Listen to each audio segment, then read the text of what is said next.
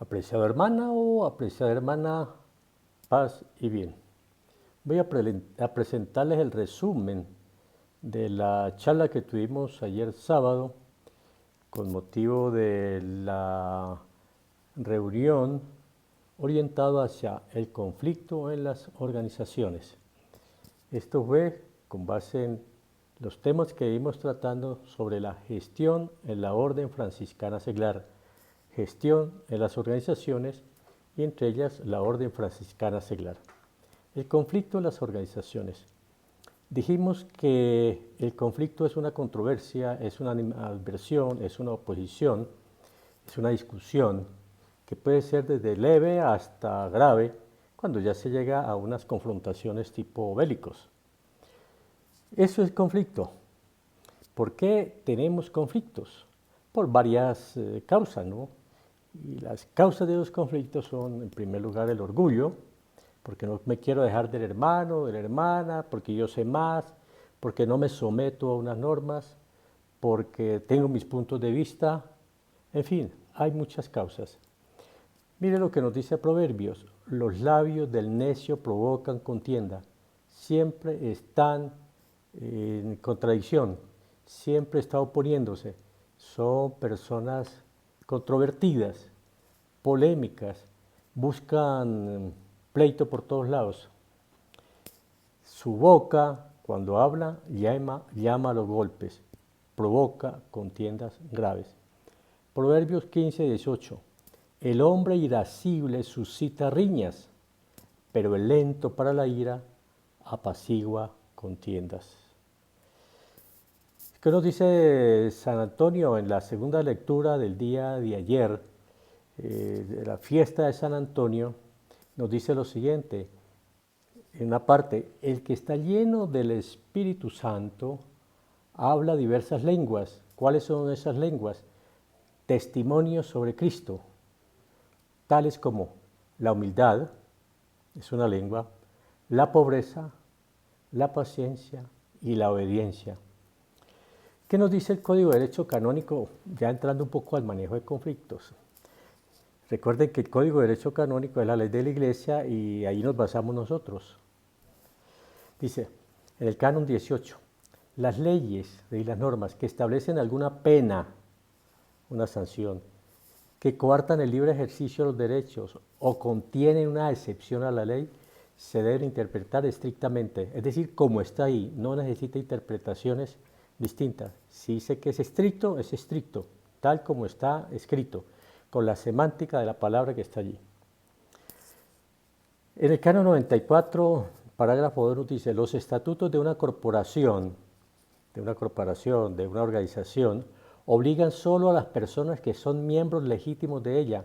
Es decir, si una persona todavía no ha ingresado a una corporación, si todavía no es miembro, por ejemplo, de la Orden Franciscana Seglar, pues no le obligan, no le obligan. Y tampoco tiene derecho, digamos, a discutir, a alegar una apelación, a alegar un derecho. ¿Por qué no lo tiene? Porque todavía no es miembro de esa, no es miembro en este caso de la Orden Franciscana Seglar. Miremos las normas de las constituciones generales. Y aquí hablamos de, esto es toda la fraternidad, y aquí tenemos los hermanos. Parte de esos hermanos conforman un grupito que llama el Consejo Local. Tenemos tres tipos de sanciones, uno que llama la suspensión, otro la expulsión, para cualquier miembro de la fraternidad. Aquí tenemos el caso de un hermano que tiene problemas, que tiene conflicto. Entonces hablamos de la suspensión, ¿sí? Cuando el caso es grave, entonces llega la expulsión. Esto está definido en los artículos 56, 57 y 58, que me gustaría que los leyeran y los pensaran muy bien. Tanto la suspensión como la expulsión, el hermano queda excluido de las actividades de la fraternidad. Por ejemplo, no puede ser elegido ni elegir, ¿ok? No tiene voz activa ni voz pasiva.